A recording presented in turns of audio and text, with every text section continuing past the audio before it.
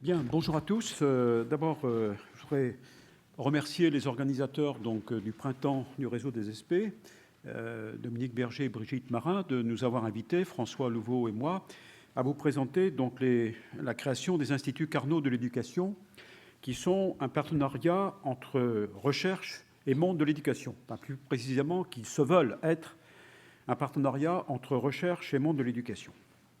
Alors, je bénéficie donc d'une mission de la ministre de l'Éducation nationale, de l'enseignement supérieur et de la recherche, et puis du secrétariat d'État à l'enseignement supérieur et à la recherche, donc respectivement Najat Vallaud-Belkacem et Thierry Mandon. Mais le ministère de l'Agriculture a voulu aussi s'associer à l'expérimentation, et c'est pourquoi vous verrez qu'il y a certains laboratoires, par exemple, qui concernent plus directement les problèmes de l'agriculture. Alors, quelles étaient les missions, les éléments de mission qui m'ont été confiés? La première, donc, c'est de décrire le concept de l'Institut Carnot de l'éducation. La deuxième, c'est de faire une expérimentation d'un pilote, d'un démonstrateur sur la région Auvergne-Rhône-Alpes. C'est aussi de définir les modalités d'un essaimage national, donc une extension au plan national, en lien avec la réflexion du futur plan d'investissement d'avenir, numéro 3, du Commissariat général à l'investissement. Enfin, tous les niveaux de formation sont concernés, depuis la maternelle jusqu'au supérieur. Toutes les disciplines scientifiques intervenant sur les questions de l'éducation sont mobilisées. Enfin, je voudrais préciser et remercier que la mission est accueillie au sein du département Institut français de l'éducation de l'École nationale supérieure de Lyon par le biais d'une convention avec l'Université de Lyon.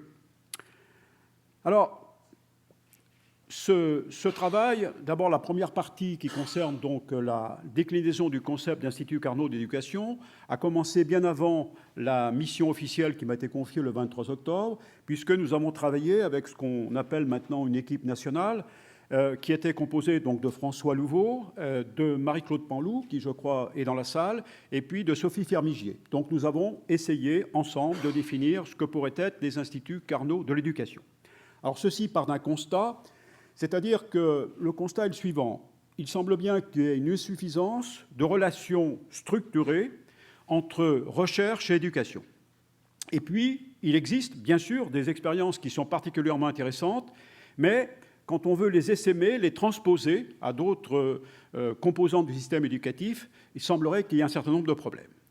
Et moi qui ne suis pas un spécialiste des sciences sur l'éducation, j'étais un spécialiste de sciences des matériaux. Quand j'ai abordé ces questions, j'ai tout de suite vu qu'il y avait une singularité du système éducatif par rapport, par exemple, au champ de l'économie, où là, il y a entre le monde de la recherche académique et les entreprises de très nombreuses structures de coopération, d'échange et de dialogue.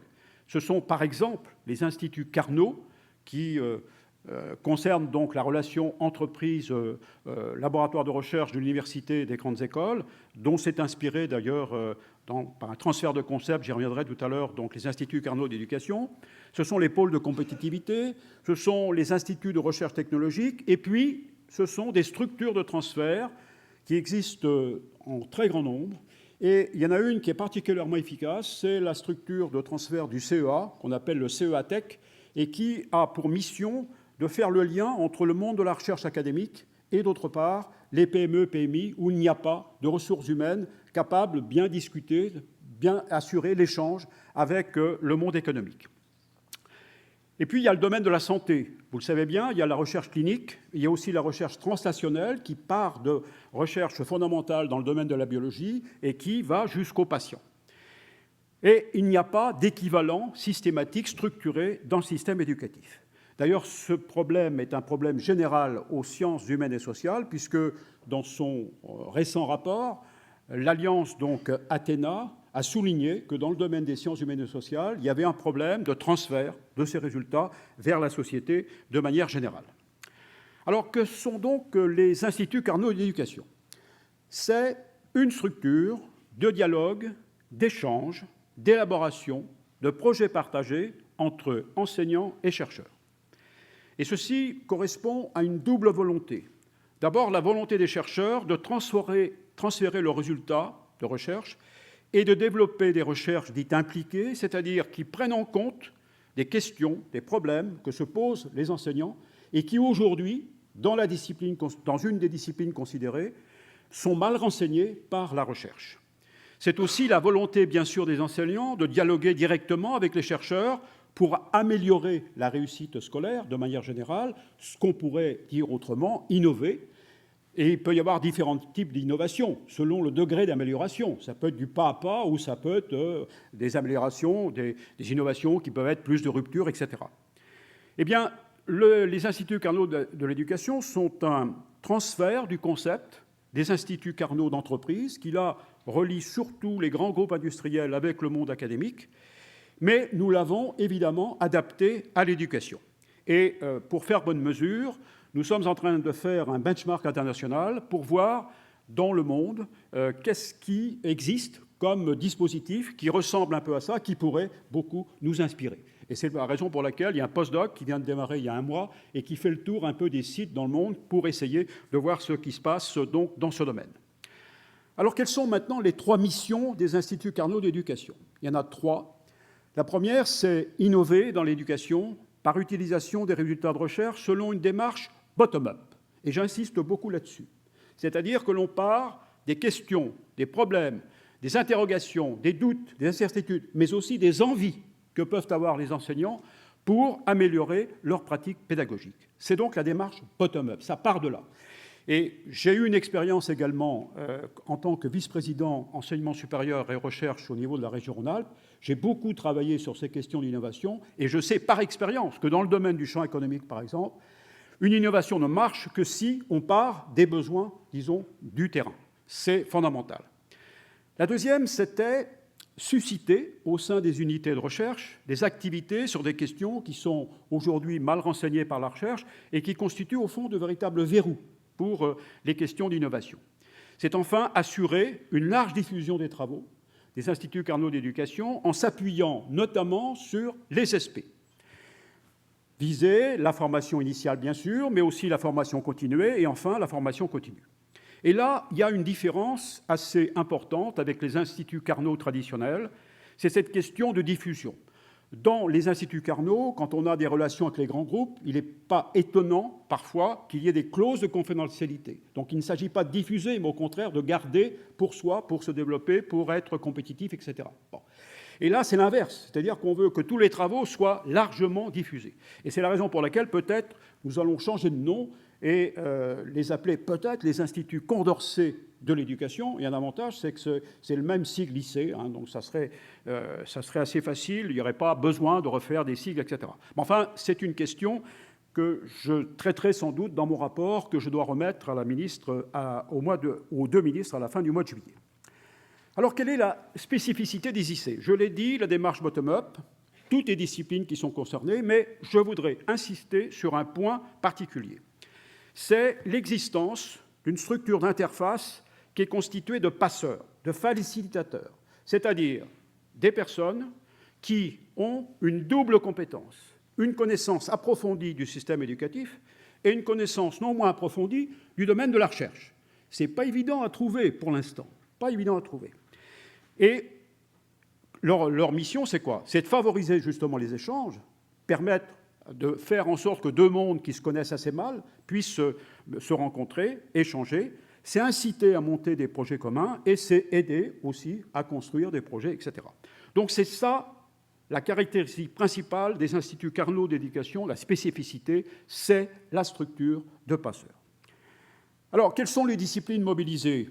Bon, comme je ne suis pas un spécialiste de ce domaine, donc j'ai fait appel à des compétences qui existent, par exemple Olivier Ray ou d'autres, etc., qui m'ont fait cette liste. Alors, évidemment, c'est une liste, elle n'est sans doute pas exhaustive, elle est sans doute mal classée, mais bon, ça vous donne une idée de toutes les disciplines qui peuvent être, disons, mobilisées dans ce projet. Et j'en viens maintenant à l'expérimentation que nous avons faite en Auvergne-Rhône-Alpes. Elle se déroule en 3 étapes. Ne faites pas attention au calendrier qui est mis sur ce schéma. les résultats récents et surtout l'ampleur des résultats que nous avons eus font qu'on est obligé de décaler dans le temps vers sans doute un peu plus tard que, par exemple, la deuxième phase, plutôt mai que... Bon, peu importe. Donc, 3 phases. La première, c'était préparer l'expérimentation. Là, nous avons, avec François notamment, avec Sophie Fermiger, etc., avec Claude Fabre, qui maintenant nous accompagne au niveau de la DGCIP, eh bien, nous avons donc beaucoup rencontré à la fois des chercheurs, des universitaires, des responsables universitaires, des recteurs, des rectrices, pardon, des doyens d'inspection, de corps d'inspection, etc., etc. Bon.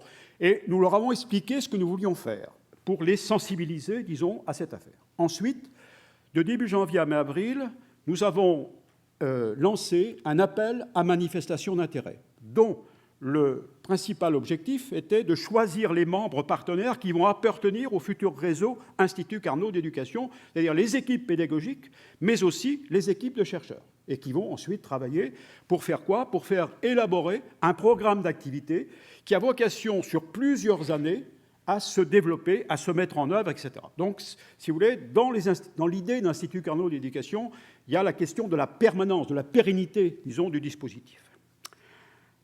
Alors, l'appel à manifestation d'intérêt, dont je rappelle l'objectif, mais nous avons voulu définir un certain nombre de thèmes, très larges, certes, et ce sont les rectrices qui nous ont donné ces thèmes. Le premier, c'est l'école inclusive, avec la construction de parcours de qualification, bon, et avec, bien sûr, on retrouve la littératie et la numératie. Évidemment, le deuxième thème, c'est la mixité sociale et la mixité scolaire, et comment lutter contre les inégalités de réussite scolaire, qu'elles soient d'origine sociale ou d'origine géographique.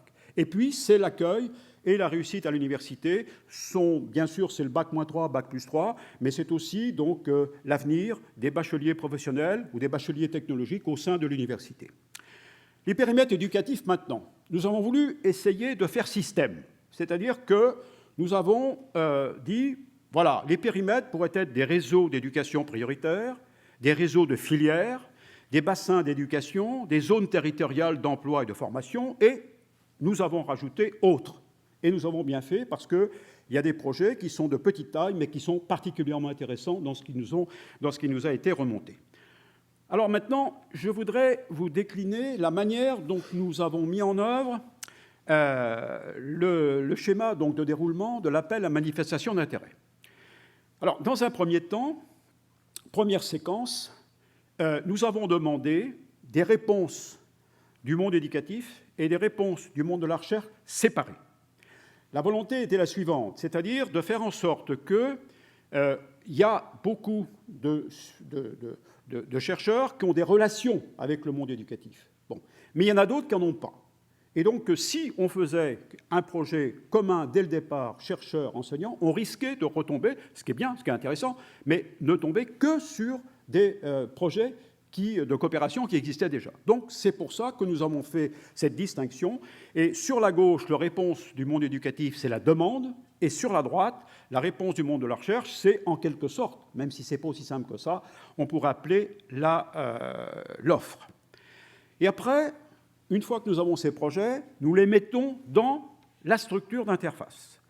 Et là, il y a une discussion, il y a des mises en relation, et au fond, à partir de ce travail de concertation entre les enseignants et les chercheurs, eh bien, on ressort avec un projet pédagogique qui est adossé à la recherche, et d'autre part, des projets de recherche qui tiennent compte de l'avis, de la discussion qu'il y a eu lieu avec les enseignants. Et pour faire bonne mesure, nous avons demandé l'avis d'un conseil scientifique qui est présidé par Jean-Marc Monteil. Et puis après, il y a une décision d'un comité stratégique de suivi qui comprend la plupart des décideurs, les recteurs, les représentants des 3 directions au niveau national, des présidents de sites, et qui sera présidé donc par Nicole Belloudé, qui est une ancienne rectrice, mais qui est aujourd'hui membre du Conseil constitutionnel. Et les directeurs des SP, bien sûr. Merci François de me rappeler ça. Bon. Alors, donc... quel va être le rôle du comité stratégique de suivi? Ce rôle va être de choisir, disons, à partir de l'avis des conseils scientifiques, de choisir les équipes pédagogiques et les équipes de recherche qui vont participer. Mais nous avons pris l'engagement auprès des rectrices que tout projet qui apparaîtrait pédagogique ne sera pas laissé au bord du chemin. C'est-à-dire que s'il n'est pas accessible, s'il n'est pas mûr à un moment donné, eh bien, vous verrez, dans le programme d'activité, il y a une mission d'amélioration des projets, de telle façon qu'ils puissent, à terme, rejoindre le réseau Carnot de l'éducation. Donc voilà le déroulement. Alors maintenant, je voudrais vous dire comment nous avons fait pour la structure d'interface, c'est-à-dire les passeurs. En l'absence d'un nombre considérable, important, disons, de personnes qui en elles-mêmes ont ces deux compétences, nous avons bâti une structure dans laquelle il y a des gens qui ont des compétences dans un domaine ou dans un autre, mais dont l'ensemble regroupe, si vous voulez, ces compétences de connaissance du milieu éducatif et de connaissance du milieu de la recherche. Alors, par exemple, nous avons fait ça par académie. Il y a donc 12 membres dans l'équipe de passeurs. Je prends sur Grenoble, par exemple, il y a Pascal Bressou, il y a un représentant de l'ESP, c'est Sylviane Valdois, qui est directrice de la recherche donc, à l'ESP de l'Académie de Grenoble. Et puis, il y a 2 représentants du rectorat, un doyen, Pascal Boiry, un doyen des corps des IA-IPR, et puis le CARDI. Alors, on retrouve la même disposition sur Lyon. Par exemple, sur Lyon, c'est André Robert qui représente, au fond, le milieu scientifique, l'ancien président, il y a encore quelques mois, de la section 70 du CNU. Et puis, voilà. Et on a un représentant d'ESP qui est un directeur de la formation, c'est Jean-Luc Ubaldi. Et sur Clermont-Ferrand, nous avons également 2 représentants du rectorat, un représentant des SP, c'est Roland Guagou, qui, je pense, est dans la salle, mais qui n'oublie pas non plus, en étant même représentant des SP, sa casquette de scientifique. Et puis enfin, il y a Pascal Huguet, qui est un nouveau directeur d'un laboratoire donc, de Clermont, qui est consacré à la psychologie sociale et cognitive. Et puis, il y a une équipe projet. Et cette équipe projet, eh bien, elle est constituée d'un responsable de projet, un chef de projet qui est Réjeanne Monod-Ransaldi, dont certains sans doute parmi vous connaissent son nom, ou la connaissent directement, puisqu'elle a piloté donc l'ELEA. Et puis, il y a un secrétariat, il y a un ingénieur de recherche à mi-temps qui est mis à disposition, et puis il y a des personnes, par exemple, la cellule Europe et la cellule ingénierie de projet de l'École nationale supérieure de Lyon, qui participent. Donc, en gros, l'Université de Lyon et d'autre part, et principalement l'ENS et son département, donc l'IFE, met à disposition pendant les 4 ou 5 mois qui viennent à peu près 4 équivalents temps plein, ce qui, vous verrez, est nécessaire pour ensuite assumer le traitement de ces données et faire le job donc, pour aboutir à la création de l'Institut Carnot d'éducation. Alors maintenant, nous avons les premiers résultats de l'appel à manifestation d'intérêt, puisque la date limite, c'était le 11 mars. Donc c'est tout frais. Bon. Et donc il faut évidemment, je vous donne les premières analyses, mais il faudra regarder ça de manière plus approfondie. Alors d'abord, sur la répartition par académie, il y a 114 réponses du système enseignant. Bon, c'est énorme. Bon. Il y en a donc 42 sur Clermont, et là, Clermont a fait fort, hein, c'est le moins qu'on puisse dire. Il y en a 36 sur Lyon et il y en a 29 sur Grenoble. Mais ne vous attachez pas trop aux chiffres parce que, par exemple, sur Grenoble, il y a des réseaux qui sont assez importants, mais sur Clermont aussi, mais sur Grenoble, c'est principalement ça. Et ce qui fait que l'impact, disons, en termes académiques, en termes d'élèves, etc., est sans doute pas à l'image des nombres de projets qui apparaissent ici. Ensuite, alors j'ai oublié de préciser, il y a un projet commun sur lequel je reviendrai, qui est interacadémique et qui comprend les 3 académies. Je vous dirai de quoi il s'agit par la suite. Maintenant, la répartition par périmètre éducatif. On trouve principalement des établissements avec une analyse à la louche quand on regarde les chefs de projet, les proviseurs, les principaux de collèges, etc. C'est à peu près équivalent entre les collèges et puis les lycées. Bon, on peut partager en 2. Ensuite, vous avez des réseaux d'établissements, vous avez également des projets par académie, et vous avez des réseaux même départementaux. Par exemple, dans l'Académie de Clermont, il y a 3 réseaux de départements ruraux qui ont contribué, pilotés par le DAZEN donc, du département, qui ont proposé donc, des projets. Et puis, vous voyez, il y a des réseaux communaux et il y a un projet interacadémique qui consiste à évaluer les politiques d'éducation prioritaire sur l'ensemble des 90 REP de l'ensemble donc, des 3 académies. Il y en a 90. Donc c'est évidemment un travail extrêmement conséquent et ce sont les 3 rectorats qui pilotent donc, ce projet. Voyons maintenant la répartition par niveau de formation. Évidemment, le secondaire est très important, mais le primaire n'est pas négligeable puisqu'il est à 28%. Vous avez également du primaire et du secondaire, donc des réseaux de cycles. Et vous avez également quelques projets dans le domaine du supérieur, il n'y en a pas beaucoup. Il y a aussi du secondaire et du supérieur, donc il y a 4 projets. Et il y a même un projet primaire, secondaire, supérieur qui existe dans la réponse à l'appel à manifestation d'intérêt. Maintenant, le résultat des réponses à l'AMI du point de vue des chercheurs. Donc, on a par site universitaire la répartition que vous avez là, mais il y a 76 réponses qui ont été reçues. Quand j'ai analysé cette base de données, la base de données contenait 76 projets. Je pense qu'il y en a 4 ou 5 de plus, donc on aurait être autour de 80 réponses d'équipes de chercheurs. Et parfois, avec la moyenne, c'est 4 ou 5 chercheurs par équipe. Donc vous voyez, c'est quelque chose de très important qui peut mobiliser jusqu'à 200, 220 chercheurs qui se sont mobilisés dans cette affaire. Alors, avec une répartition assez équilibrée, puisque vous avez, compte tenu des forces, 22 projets sur Clermont, 33 sur Lyon et 24 sur Grenoble. Alors, quelles sont les disciplines qui ont été proposées par les chercheurs? On trouve la psychologie sociale et cognitive, donc avec une proportion qui est importante. On trouve des projets de neurosciences, 9 projets, dont 4 sont issus de l'Institut des sciences cognitives donc, de Lyon, et un projet issu de l'Institut des sciences de la cognition donc, de Grenoble. Et puis, vous avez également les sciences du langage et de la didactique, avec 12 projets, l'informatique en relation avec l'enseignement, l'apprentissage, donc là, on a 6 projets, et enfin, les sciences de l'éducation, 22 projets, et je dois dire que sur les 22, il y en a 14 qui sont issus du laboratoire de Roland Guagou. Alors maintenant, quels sont les types de laboratoires qui ont répondu? Ma première surprise a été de voir qu'il y avait un nombre d'UMR, d'UNEMIX de recherche, important qui répondait. 32 laboratoires, dont 30 du CNRS, une de l'INSERM et une autre de l'INRA.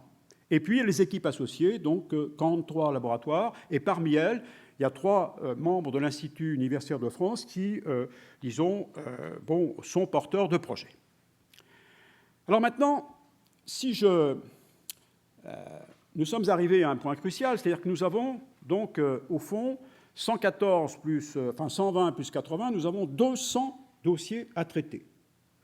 Ça montre au moins une chose, c'est qu'il y a sans doute un besoin à la fois dans le système éducatif et dans le système, dans le monde de la recherche. Parce qu'on n'aurait pas eu ces réponses-là comme bon.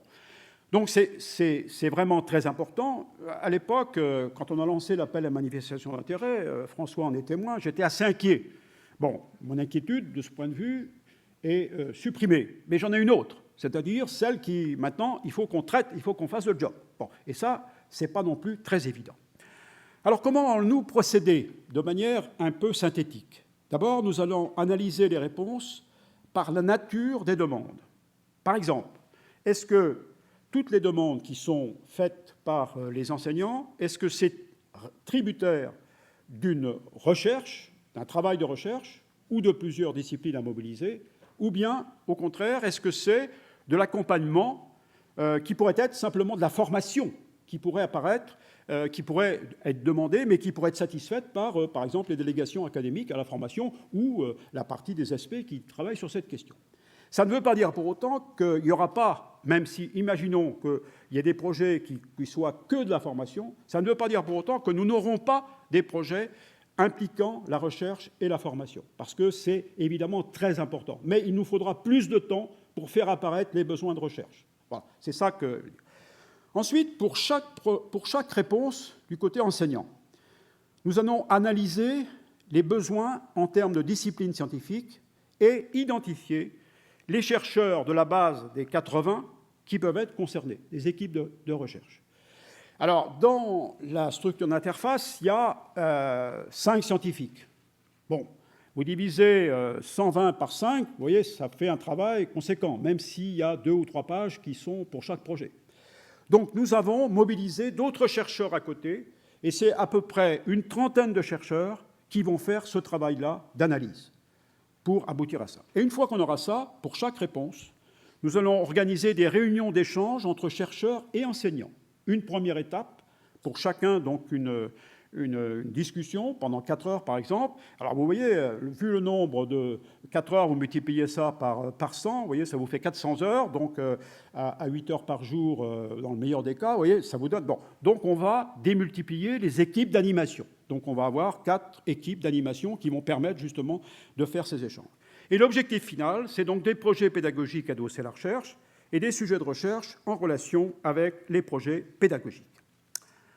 J'en viens maintenant à la dernière étape, c'est-à-dire là, nous avons sélectionné, donc, ou choisi plus exactement, les équipes pédagogiques et les équipes de chercheurs qui seront dans l'Institut Carnot d'éducation, et nous allons leur demander d'élaborer un programme d'activité pour le long terme. D'abord, nous allons leur demander d'établir une gouvernance, de se doter d'une gouvernance paritaire, avec à la fois des enseignants et des chercheurs, y compris au niveau de la direction de l'Institut Carnot d'éducation, avec, je répète, pour pas qu'il y ait d'ambiguïté, un scientifique qui sera du domaine. Et puis, qu'est-ce qu'on va leur demander? Bien sûr, la mise en œuvre des projets pédagogiques et de recherche, une politique d'animation pour promouvoir une culture de coopération au sein et en dehors de l'Institut Carnot de l'éducation. Je prends 2 exemples. On peut imaginer, par exemple, que régulièrement, il y ait des points qui soient faits sur l'avancée des projets pédagogiques adossés donc à la recherche, en présence des chercheurs, en présence des autres enseignants, et que là, s'il y a des problèmes, on peut avoir effectivement une modification, une intervention à nouveau des chercheurs sur le projet pédagogique en termes d'évolution. Mais on va faire la même chose pour les chercheurs, c'est-à-dire leur demander, par exemple, d'exposer leurs travaux de recherche, leurs travaux de thèse, par exemple, et de faire en sorte que peut-être il puisse y avoir, au fond, au travers de ça, un certain nombre d'objets de recherche qui soient éclairés par des disciplines différentes. Bon. Et que peut-être, avec des nouvelles générations, on puisse faire travailler sereinement des chercheurs de disciplines différentes. Ensuite, politique de diffusion avec les SP. Formation initiale, continue avec le rectorat. Alors, nous avons mis en place, au sein de la structure d'interface, un groupe qui va avoir en charge d'analyser les travaux prévus et en cours de fonctionnement donc, du réseau IC, pour voir comment ces travaux peuvent être ensuite intégrés dans la formation initiale et dans la formation continue et dans la formation continuée. Nous allons demander également une politique d'extension du réseau. Par exemple, les projets qui n'ont pas été retenus, comment on peut les améliorer pour qu'ils rejoignent le réseau. Mais pas que ça. On peut imaginer que le réseau, une fois constitué, peut développer des appels à manifestation d'intérêt. On va leur demander de développer une politique de coopération internationale. Bon, alors, par exemple, pour les chercheurs, c'est classique. Pour l'innovation pédagogique, ça l'est un peu moins, sans doute. Et donc là, le benchmark international nous servira pour voir quels sont les sites à partir duquel il pourrait y avoir une coopération dans ce domaine. Et puis, nous allons leur demander des critères d'auto-évaluation. Enfin, des moyens attendus, et ça renvoie sur le modèle économique, qui est un problème majeur si on veut que les instituts Carnot d'éducation puissent fonctionner. Alors, je vais revenir sur le modèle économique, mais avant cette diapo, pour vous montrer le budget pour l'expérimentation dont nous disposons. Nous avons disposé de 200 000 € de la part de la DGCIP, qui est gérée par l'UDL, en convention donc, avec l'ENS.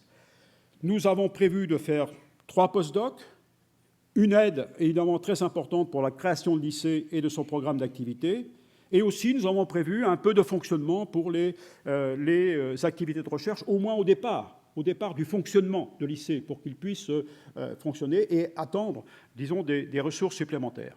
Et puis, nous avons négocié avec les universités, il y a donc 6 contrats doctoraux, 2 par site, qui vont être mis à disposition, qui vont être fléchés sur la politique donc, de l'IFE. Il y a l'apport des rectorats, qui est en cours de discussion, et puis il y a l'apport important de l'IFE-ENS, donc, qui nous apporte quelque chose, vraiment un appui logistique et scientifique très important. Et puis il y a l'apport éventuel des collectivités locales avec lesquelles je vais rentrer en contact. Alors maintenant, le modèle économique. Dans les carnaux traditionnels, ce sont les entreprises qui financent. Bon, on n'a pas osé demander au collège et au lycée de financer. Bon, parce qu'ils n'ont pas les moyens. Donc il faut bien trouver des ressources extérieures. Et la première, c'est évidemment le PIA3. Bon, je ne sais pas s'il y aura des... Alors, ce dont je suis sûr, c'est qu'il y aura de la formation dans le PIA3. Est-ce qu'il y aura des appels à projets auxquels les IC pourront répondre? Ça, c'est une question ouverte. Bon. Mais on l'espère. Et à ce moment-là, ça permettrait évidemment de démarrer sur 3 ou 4 années avec le temps que le dispositif se mette en place. Il y a l'Europe et l'étude de toutes les possibilités, à la fois les programmes européens, mais aussi les programmes qui sont financés par les régions. Je pense par exemple au FEDER ou je pense encore au FSE. Il y a les collectivités locales. Vous avez pu voir qu'il y a des réseaux départementaux, il y a des réseaux de villes, d'agglomérations, il y a des réseaux au niveau régional. On peut imaginer que les collectivités sensibles à ces questions-là puissent financer un certain nombre de choses. Par exemple, des bourses CIFRE qui sont possibles. Bon. Alors, c'est les appels à projets de l'État. On peut penser, par exemple, à l'ENR ou à d'autres. C'est la NRT, donc je viens d'évoquer les bourses CIFRE. J'ai rencontré la directrice donc, des bourses CIFRE à l'NRT. Elle m'a dit 2 choses. Elle m'a dit, 1, il n'y a pas assez de thèses de bourses CIFRE dans le domaine des sciences humaines et sociales, et notamment dans le domaine des sciences de l'éducation. Et deuxièmement, il faut penser aux villes. Il faut penser aux villes, aux collectivités, etc., parce que là, il y a sans doute une possibilité. Donc, on va essayer d'explorer cette voie. Et puis, il y a les ministères, bien sûr, et puis il y a les entreprises. J'ai eu la surprise de voir qu'il y a un pôle de compétitivité qui s'appelle Imaginov, qui est un pôle de compétitivité donc, sur Lyon, Grenoble, sur la région anciennement Rhône-Alpes, et qui voulait vraiment rentrer dans l'Institut Carnot d'éducation. Et alors, c'est un pôle de compétitivité où les entreprises qui traitent des images, qui ont des logiciels, etc. Donc, ils ont fait une contribution et on va les associer et on va voir comment, au cours du développement des projets pédagogiques, s'il n'y a pas des choses intéressantes qui pourraient être traitées par les entreprises et qui pourraient, à ce moment-là, donc, bénéficier directement de bourses CIFRE. Enfin, il y a le mécénat, évidemment. Donc, en gros, toutes ces pistes vont être explorées par la mission. Et au mois de juin, je me suis engagé à fournir une note synthétique sur les différentes sources de financement à disposition de la gouvernance du projet d'Institut Carnot d'éducation. J'en viens pour terminer aux modalités d'extension au niveau national. Nous nous posons plusieurs questions. La première, c'est celle du périmètre géographique. Car vous avez bien vu que sur la grande région Auvergne-Rhône-Alpes, la région académique Auvergne-Rhône-Alpes, il y a une masse critique très importante de recherche sur l'éducation, sur Lyon, sur Clermont et sur Grenoble. Bon, à la fois en quantité, en qualité et en diversité d'efforts scientifiques. Il y a aussi une envie d'innovation. Et donc, la question qui se pose, c'est de savoir, au fond, quel est le périmètre idéal en France où pourraient s'installer des instituts Carnot d'éducation. Et de point de vue de l'effort scientifique, l'enquête qui a été lancée donc, par la DGCIP et dont Marie-Claude Panlou vous a parlé donc, hier, avec Claude Fabre, eh bien, c'est vraiment quelque chose de très important. Ça va nous être très utile. Nous pourrons voir exactement comment il en est, etc. Et puis, sans doute, il y a des régions où il n'y aura pas de masse critique suffisante. Et là, nous sommes en train d'étudier une plateforme numérique qui permet d'avoir accès à toutes les données de la recherche avec une double entrée, une entrée discipline et une entrée, disons, par les chercheurs. Alors, il y a déjà des choses qui existent. À l'IFE, par exemple, il y a une entrée par chercheur. Le réseau Athéna a une entrée plutôt par... l'Alliance Athéna a une entrée plutôt par les disciplines. Et donc, on va essayer de voir avec les uns et avec les autres comment on pourrait rassembler ça dans une plateforme. Et nous avons mis un stagiaire de master sur cette question pour l'étudier. Le deuxième aspect que je voudrais souligner dans le cas de l'extension, c'est les conditions à remplir donc, pour cette extension. La première, très importante, c'est la volonté des acteurs à s'engager. les recteurs, mais aussi, et peut-être avant tout, les cadres académiques. Bon. Et pour ça, François m'a beaucoup aidé dans cette affaire, parce qu'un jour, il m'a dit, si on veut faire un IC sans penser aux cadres académiques, c'est foutu. Bon, il avait bien raison. Et puis, bien sûr, les enseignants, qui sont les principaux bénéficiaires. C'est aussi le cas des universités, des laboratoires, des chercheurs. Ce qu'on peut dire, si vous voulez, c'est qu'au vu de l'expérimentation qui est en cours sur Rhône-Alpes-Auvergne, là, cette volonté, elle s'est manifestée par les réponses à appel à projet. Mais faut-il encore vérifier, si vous voulez, si on peut encore améliorer les choses, etc. Et puis, il y a la question d'un opérateur d'appui national pour aider à la mise en place et assurer le suivi. Au fond, quand on regarde ce qu'ils nous avons fait ici en Rhône-Alpes-Auvergne, il est absolument indispensable d'avoir de l'ingénierie de projet qui soit mise à disposition des porteurs de projets là où ils voudront mettre en place des instituts Carnot d'éducation, y compris pour répondre à des appels à projets du PIA 3, par exemple. Bon.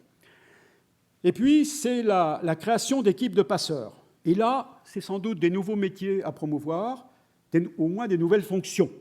Et là, on pourra en discuter si vous le souhaitez. On a quelques pistes qu'on va essayer de tester, d'ailleurs, au cours de l'expérimentation. Enfin, il faudra aussi un conseil scientifique, un comité stratégique de suivi au niveau national, et pourquoi pas avec un label Institut Carnot de l'éducation. Enfin, il y a la question du modèle économique. Et puis, nous pensons qu'il serait utile, pour mutualiser les expériences, pour animer, etc., d'avoir un réseau national autour des IC, comme il y a des ICE, comme il y a dans le cas des instituts Carnot traditionnels. La conclusion, c'est deux communautés à mobiliser.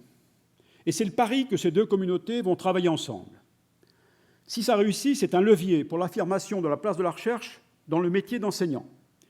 Mais c'est aussi une exigence de qualité du pilote d'Institut Carnot d'éducation que nous sommes en train de bâtir, par rapport aux critères du CGI, dans une perspective d'extension de réponse à l'appel à projet. Car, en effet, l'exigence de qualité est très forte. Et c'est la raison principale pour laquelle nous avons ces deux structures, qui sont une structure qui s'appelle le Conseil scientifique et d'autre part le Comité stratégique de suivi, qui, à partir des avis du Conseil scientifique, va prendre un certain nombre de décisions. Enfin, il y a évidemment un enjeu national comme prélude à une extension nationale des IC.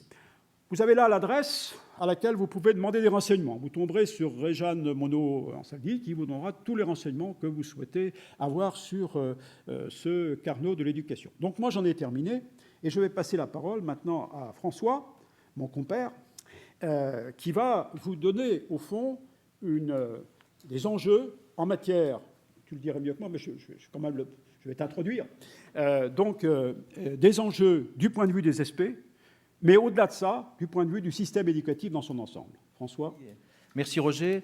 Donc François Louveau, je suis inspecteur général de l'éducation nationale, mais depuis 2013, je suis un peu en marge de l'inspection parce que je me suis occupé de j'accompagne la mise en place des SP, et c'est à ce titre qu'on m'a demandé de travailler avec Roger Fougère. Je suis un petit peu le conseiller technique scolaire de Roger Fougère qui, étant un universitaire, a remarqué que effectivement la façon dont le monde universitaire d'un côté et le monde scolaire de l'autre travaillait n'était pas tout à fait la même, et donc j'essaie de le guider un petit peu.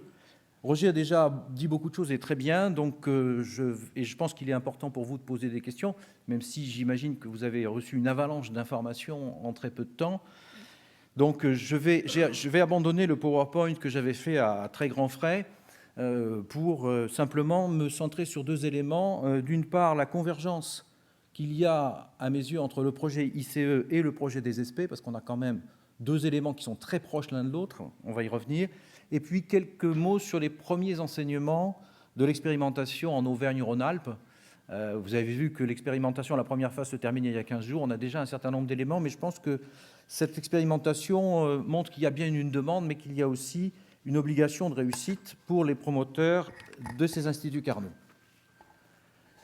Il y a en effet, ce sera le premier temps, une très forte convergence entre la philosophie même de ce projet des instituts Carnot ou des instituts Condorcet et la philosophie qui a mis en place les écoles supérieures du professorat et de l'éducation. On aurait pu appeler ça ICSP ou IC2E SPE. J'avais envie de dire finalement, comme sous-titre, SP, ICE, même combat, mais on m'a fait remarquer que le 22 mars, ce n'était pas forcément une très bonne idée, donc on en restera là. Il y a en effet, dans les deux cas, la même ambition à la source des deux projets. Cette ambition, c'est d'améliorer les résultats des élèves et donc l'efficacité du système éducatif en aidant les professeurs à trouver des pratiques pédagogiques plus efficaces pour faire progresser tous les élèves, pour inclure tous les élèves, des élèves qui sont de plus en plus divers. Si nous sommes là dans l'éducation nationale, c'est d'abord pour les élèves et pour les résultats des élèves. Je ne rappelle pas le bilan, ça a été fait hier, sur les difficultés actuelles du système éducatif. Cette ambition, finalement, elle repose sur un enjeu qui est le même, dans les deux cas des SP et des ICE, c'est de faire travailler ensemble, à égalité de dignité, le monde de l'éducation et le monde de la recherche. Sur le principe, c'est très simple. L'efficacité d'un système éducatif repose sur la formation initiale et continue des enseignants. C'est maintenant une vérité bien établie par les comparaisons internationales. Enseigner, c'est un métier. Deuxième évidence, ce métier, il s'apprend à l'université. C'est le choix qui a été fait par le gouvernement au moment des SP. Ce choix rejoint largement les choix faits par ailleurs dans les autres pays. Il ne sera pas remis en cause. Donc, la formation, l'université, qui dit université dit recherche, mais cette épure qui est évidente, elle est évidente en théorie, elle n'est pas évidente aujourd'hui dans la réalité. Et il semble que pour aider ces deux mondes à se comprendre, se connaître et travailler ensemble, il est intéressant de créer des interfaces, des lieux de rencontre, des lieux de coopération, des lieux de co-construction. C'est exactement la définition des SP, c'est exactement l'ambition et la définition des instituts Carnot-Condorcet de l'éducation. Mêmes ambitions, mêmes enjeux, mais aussi les mêmes choix. Celui de ne pas donner depuis Paris une méthode, une réponse unique, partout appliquée sur le territoire. L'une des très grandes nouveautés des SP, mais on a un petit peu de mal parce qu'on est dedans, on a le nez dans le guidon, c'est que pour une fois, le gouvernement pense que l'efficacité repose sur la diversité des modèles régionaux, en pensant qu'un modèle adapté à une région, une histoire régionale et une histoire universitaire, sera finalement plus efficace qu'un modèle tout fait depuis Paris qu'il s'agirait d'appliquer tant bien que mal. Là encore, c'est à partir de la base, à partir des académies, et ici à partir des équipes, que se construira un modèle efficace. Ça ne signifie pas, bien évidemment, que le national n'existe plus.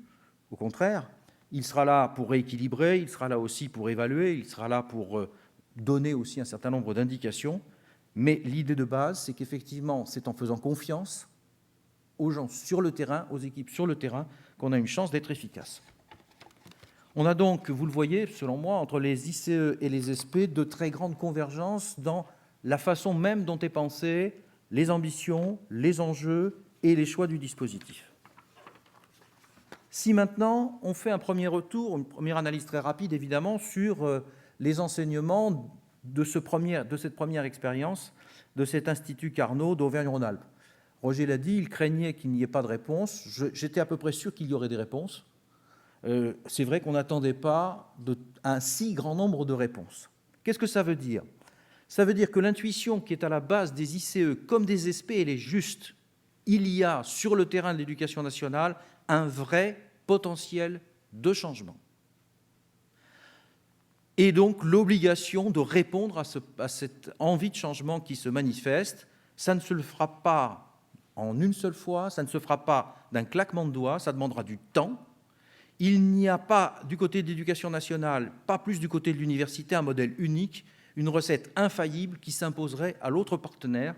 Il faut construire patiemment, mais obstinément, pour répondre à cette demande. Il y a en effet, on le constate, une véritable demande, une envie, une volonté et presque un enthousiasme qui s'est manifesté à travers les réponses à ce projet. L'image d'un monde enseignant sclérosé et résigné est fausse, j'ajouterais est encore fausse. Il y a une vraie demande, il y a de la ressource à ne pas décevoir. De le côté de la recherche, il y a des chercheurs qui sont prêts à s'investir dans ce domaine mais à condition évidemment de pouvoir y faire une vraie recherche valorisante, y compris pour leur propre carrière, évidemment.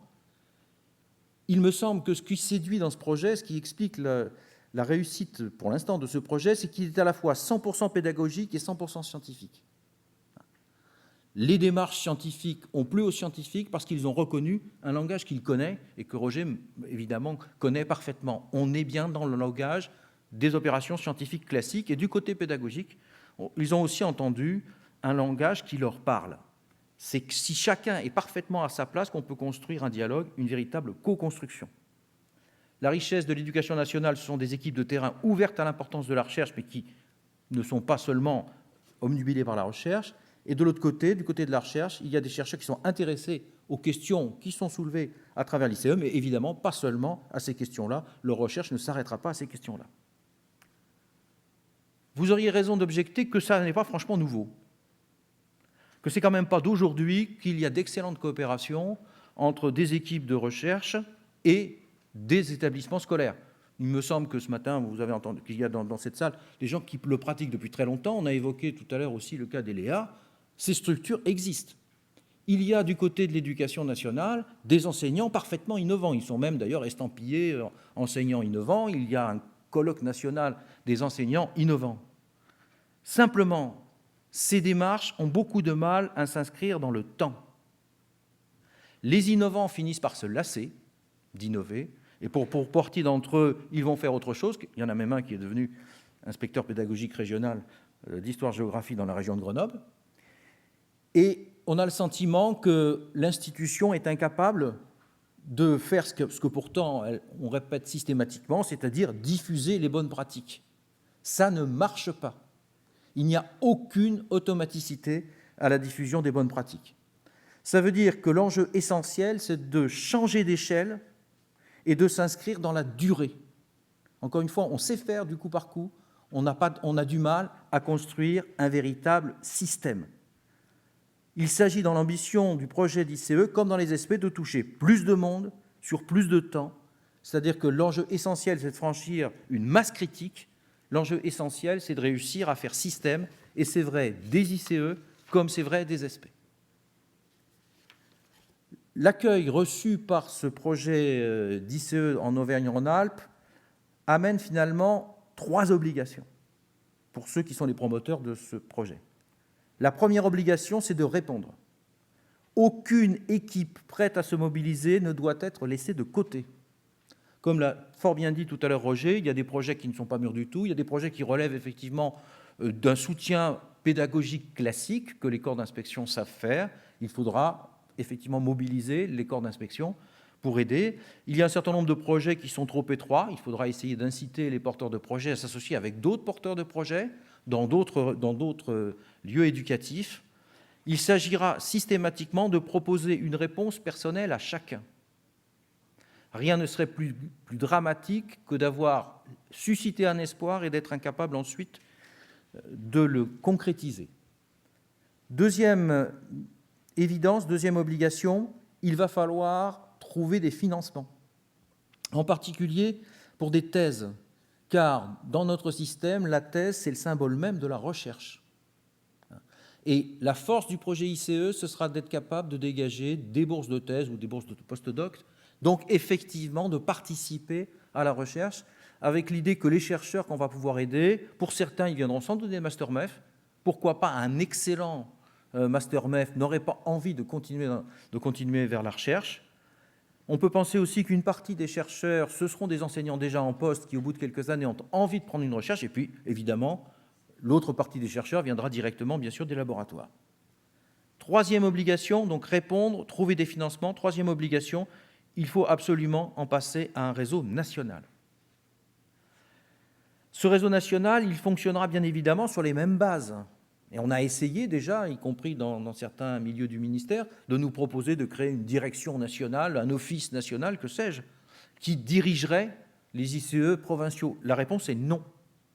Il n'y aura de projet dans une académie que si les acteurs de l'académie en ont envie.